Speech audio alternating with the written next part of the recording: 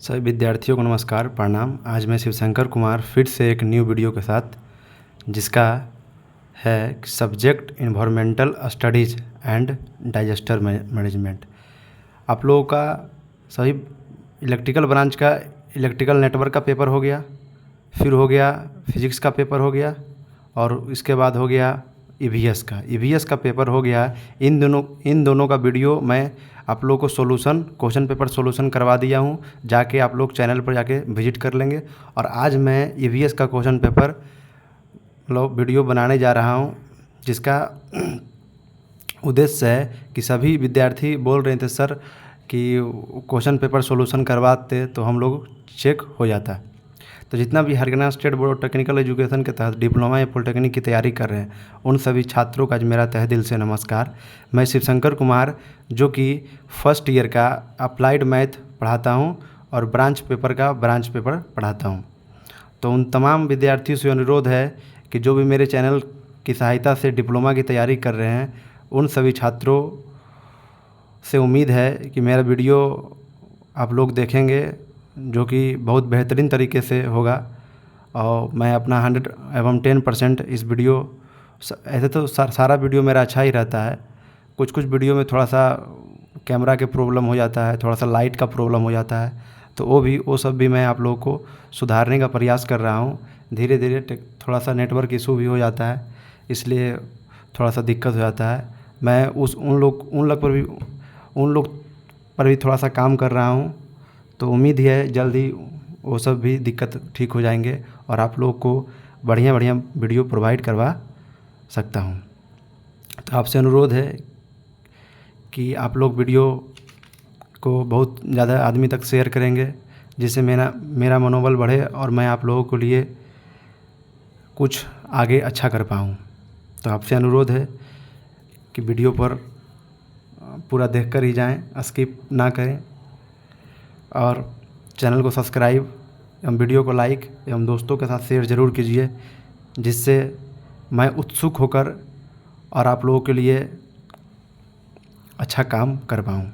देखिए दोस्तों, इसका सेक्शन ए में कह रहा है कि multiple choice question, all question are compulsory. एक मार्क्स का 6 क्वेश्चन है, एक क्वेश्चन के लिए 1 मार्क्स। सेक्शन ए में सभी क्वेश्चन का आंसर देना अनिवार्य है। इसमें यही कह रहा है कि the organism that eat both, वैसे ऑर्गेनिज्म जो प्लांट और एनिमल दोनों को ईट करते हैं, मतलब खाते हैं, तो क्या होता है? Herbivorous, carnivorous, omnivorous. क्या होता है? ओमनीवोरस होता है।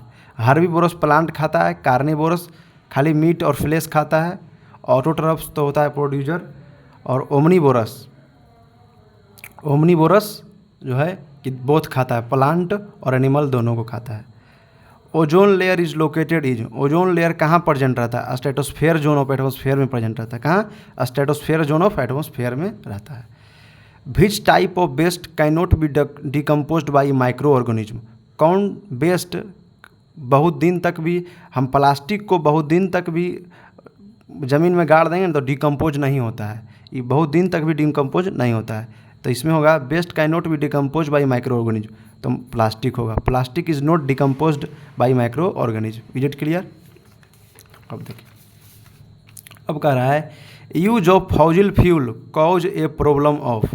फॉसिल फ्यूल का कारण क्या है? समस्या के लिए कारण क्या है फॉसिल फ्यूल का? Limited natural reserve, environmental degradation, lack of sustainability और ऑल। तो इसमें क्या होगा? सभी होगा, ऑल होगा। क्या होगा? ऑल होगा। और क्या कहा? मोर एसिड रेन अकर इन, यदि मोर एसिड रेन अम्ल वर्षा अधिक हो जाएगा, थिकली पॉपुलेटेड एरिया हो जाएगा, इंडस्ट्रियल एरिया हो जाएगा, बोथ ए एंड बी हो जाएगा, सी हो जाएगा। क्या हो जाएगा? Both A and B. अब कह रहा है कि role of which agency is important in disaster prevention. Disaster मतलब क्या होता है? डाइजेस्टर को बचाने के लिए, आपदा को बचाने के लिए कौन एजेंसी का रोल रहता है? तो मीडिया वाला भी दिखाता है कि आपदा से बचाया जाए, गवर्नमेंट ऑफिशियल भी करता है, और पब्लिक भी कहता है कि कितना जल्दी आपदा ना आए। तो क्या हो जाएगा? ऑल ऑफ द एबव हो जाएगा। क्या हो जाएगा? ऑल ऑफ द एबव हो जाएगा। ये हो जाएगा आपका।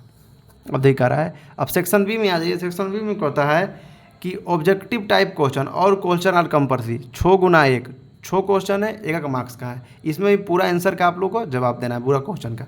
कह रहा है डिफाइन इकोलॉजी, इकोलॉजी क्या है। तो इकोलॉजी आप क्या कर सकते हैं, इकोलॉजी क्या हो सकता है। The term ecology is given by Ernest Haeckel. Ernest Haeckel नामक वैज्ञानिक ने एक इकोलॉजी का मतलब नाम दिया, जो कि 1869 में दिया था, 1869 में दिया था। हाँ, these are drive from OIKOS, oikos meaning homes and logos meaning study. ठीक है, आप क्या बोलिएगा, ecology is the study of organism in their natural home interacting with their surrounding. Ecology study करता है, ecology is the study of organism, organism के बारे में स्टडी करता है, अध्ययन करता है, interacting with their natural surrounding, जो नेचुरल सराउंडिंग में, प्राकृतिक के सराउंडिंग में है, जो उसका बारे में अध्ययन करता है ecology. Is it clear.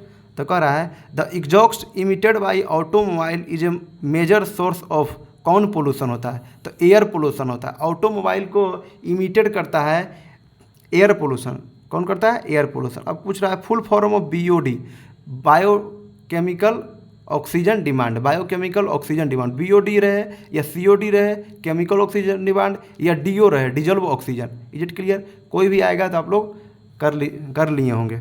Define acid rain, अम्ल वर्षा का क्या परिभाषा होता है। आप लोग क्वेश्चन बढ़िया था, आप लोग दे दिए होंगे जवाब। कह रहा है what are the sequence of disaster on the society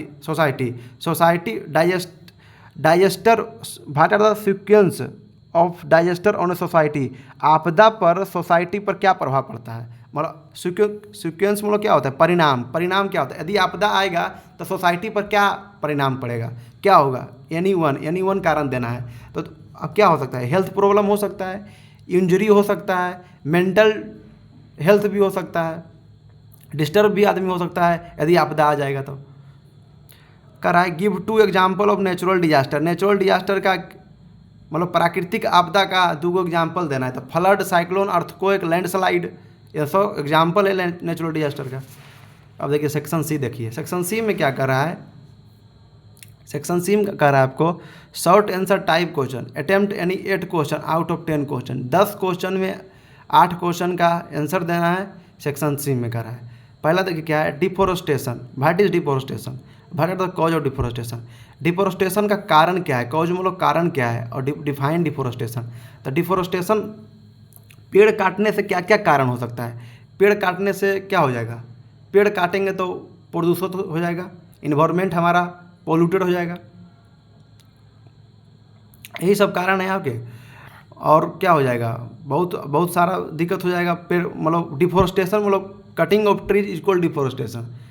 deforestation is a big problem in the world today. आज के समय में डिफोरेस्टेशन बहुत बड़ी समस्या हो गई है, बहुत सारे पेड़ कट रहे हैं। और क्या हो सकता है, और डिफोरेस्टेशन क्या लिख सकते हैं, हाँ, due to increasing population in the world, यदि due to increasing population in the world people cut more trees. जैसे जैसे इंक्रीजिंग मतलब पॉपुलेशन जैसे जैसे बढ़ रहा है, पब्लिक मतलब बढ़ रहे हैं, वैसे वैसे पेड़ को काटना अनिवार्य आवश्यक हो रहा है। यही सब लिखिएगा इसमें। और क्या, और इसमें क्या लिखिएगा, डिफोरेस्टेशन में लिखिएगा people cut more trees in making houses industries, यही सब लिखिएगा। और लिखिएगा it increases the global warming, global warming पर इफेक्ट पड़ रहा है। What are the disadvantage of renewable energy resource, renewable energy resource का डिसएडवांटेज, तो क्या लिखिएगा, हायर अप फ्रंट कॉस्ट पहला लिखिएगा। ठीक, फिर लिखिएगा renewable energy plant use larger land masses, larger land को मासेस करता है। और क्या लिखिएगा, unreliable weather can effect energy supply लिखिएगा। Wind turbine need wind to turn their blades लिखिएगा। बहुत सारा हो जाएगा। अब देखिए ओजोन लेयर का कारण क्या है, ozone layer depletion, ozone layer depletion का कारण क्या है, ओजोन लेयर डिप्लीशन क्यों हो रहा है, उसका कारण लिख लीजिएगा। How can be control noise pollution, noise pollution को कंट्रोल कैसे किया जाता है, नॉइज पोल्यूशन को कंट्रोल कैसे हम कर सकते हैं। नॉइज पोल्यूशन को पहले तो गवर्नमेंट से भी नॉइज पोल्यूशन, गवर्नमेंट भी कुछ एक्ट लगा देगा तो उस पर भी नॉइज पोल्यूशन कंट्रोल हो जाएंगे। और नॉइज प्रोड्यूसिंग रेलवे स्टेशन जगह प्रोड्यूस हो रहा है तो उसको कम करने के लिए मतलब can should be controlled by human settlement, human settlement के द्वारा कंट्रोल भी कर सकते हैं उसको। Write a short note on e waste. E waste क्या होता है? E waste is electronic waste which is created due to dumping of money electronic item with the increasing consumption of electronic device like mobile phone, laptop, computer are being manufactured and daily discarded भी हो सकता है इसमें। इसी को कहते हैं e waste. What are the harmful effect of water pollution. Water pollution का हार्मफुल इफेक्ट क्या है? वाटर पोल्यूशन का तो पहले हार्मफुल इफेक्ट है फिशरीज एंड टूरिज्म। फिश और tourism can be polluted in water. Fish और टूरिज्म वाटर को पोल्यूटेड कर रहा है, पहला इफेक्ट हो गया। और क्या होता है? The consumption of highly contaminated water can cause injury to the heart and kidney. और क्या हो सकता है? हाँ, the contamination of water can lead to disease in human like cholera and typhoid भी हो सकता है, वाटर को करेंगे तो, मतलब गंदा करेंगे तो। Define green house effect, how does it's affect the global warming. Green house effect क्या है और या क्या इफेक्ट पड़ता है ग्लोबल वार्मिंग पर, ग्लोबल वार्मिंग पर क्या प्रभाव पड़ता है, उसका बारे में लिखना है। राइट ए शॉर्ट नोट रिसाइकलिंग। रिसाइकलिंग क्या होता है? कोई भी खराब वस्तु को गलाकर, सड़ा या गलाकर एक नया वस्तु बनाना, उसी को रिसाइकलिंग कहते हैं।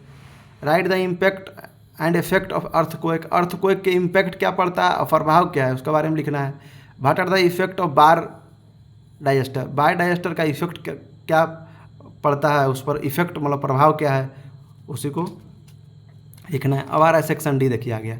Long answer time question, attempt any 2 question out of 3 question. 3 question में 2 क्वेश्चन का आपका आंसर देना है। तो कह रहा है define air pollution. What are the harmful effect of air pollution. Air pollution का क्या हो जाएगा? Air pollution is the introduction of harmful material into the atmosphere causing damage to living organism, non living organism and to the environment is called air pollution. इसका example होगा क्या? Motor vehicle, industry and forest fire. Effect क्या हो जाएगा air pollution का? पहला effect क्या हो जाएगा? इफेक्ट ऑफ ह्यूमन हेल्थ पर भी इफेक्ट पड़ता है एयर पोल्यूशन का। Effect of human health, effect of plant पर भी पड़ता है इफेक्ट ऑफ एनिमल पर भी पड़ता है, effect of material and building पर भी पड़ता है। ट्रॉम और पैनिक पर डिफाइन लिखना है। 23 क्वेश्चन में ये भी करके दिया है, इसका भी जवाब देना है, इसका भी जवाब देना है। तो डिफाइन ट्रॉम क्या है? Trauma is a condition when be experience by a stressful, frightening and distressing event that are difficult to cope with और out of our control is called trauma. Panic क्या हो जाएगा? Panic is a sudden fear which dominate the replacing thinking and group of people और animal is called panic हो जाएगा। What are soil pollution. Soil pollution क्या है? Soil pollution किसको कहते हैं? Soil pollution is defined as addition of substance to the soil which adversely affect physical, chemical and biological properties of soil and reduce its productivity is called soil pollution. Cause of soil pollution, soil pollution का कारण क्या है? पहला हो जाएगा industrial waste, agriculture waste, radioactive waste and क्या pesticide हो जाएगा। और करा write the 4 control of air pollution. पहला हो जाएगा 4 कंट्रोल, इंसिनरेशन हो जाएगा, कंपोजिंग हो जाएगा, मिनिमम यूज ऑफ पॉलीथीन हो जाएगा, और क्या हो जाएगा? यूज ऑफ डस्टबिन हो जाएगा। अब कह रहा है right A short note on carbon credit carbon footprint. Carbon credit के शॉर्ट नोट लिखना है और कार्बन फुटप्रिंट का शॉर्ट नोट लिखना है। तो सारा क्वेश्चन आप लोग को मतलब मॉडरेट लेवल था, हल्का था, तो आप लोग को सारा क्वेश्चन बन गया होगा। उम्मीद है कि आप लोग को यह वीडियो अच्छा लगा होगा, और प्लीज़ वीडियो को लाइक, चैनल को सब्सक्राइब एवं दोस्तों के साथ शेयर ज़रूर करें, जिससे मेरा मनोबल और बढ़े, मैं आप लोगों के लिए अच्छा वीडियो प्रोवाइड करा पाऊँ। वीडियो बनाने में बहुत तकलीफ़ होता है दोस्तों, इसलिए मैं आपसे अनुरोध करता हूं कि वीडियो को बहुत ज़्यादा दोस्तों तक शेयर करें, जिससे मेरा मनोबल बढ़े, मैं आप लोगों के लिए अच्छा वीडियो गुड मैनर से बना पाऊँ, जिससे आप लोग को भी पढ़ने में कोई असुविधाजनक ना होवे। तो आपसे आशा करता हूं कि आज का वीडियो अच्छा ही रहेगा। आप लोगों को अच्छा से समझ में आया होगा जो मैं बताया हूं। तो मैं इसी छंद वाणियों के साथ इस वीडियो को बंद करता हूं। आपका दिन मंगलमय हो। That's all. Thank you.